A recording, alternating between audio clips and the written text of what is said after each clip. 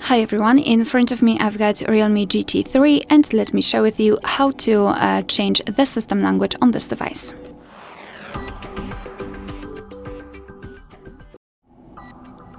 So let's begin with opening the settings. Let me go back. And here we have to scroll down to the very bottom to find System and Update. Then let's tap on Language and Region and tap on Edit right here.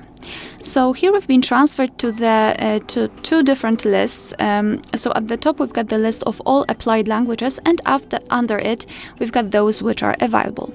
So just find the language which you'd like to use and then tap on this plus icon next to it. So I'll choose Turkish, and your device will immediately ask you whether you want to set the new language as a default one.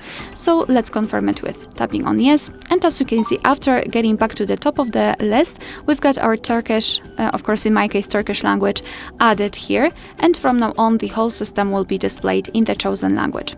So here in this list, if you've got more than one language added here, you can quickly change them just by tapping on the language you'd like to right now apply it, and tap on confirm, I believe, and from now on we've got English set.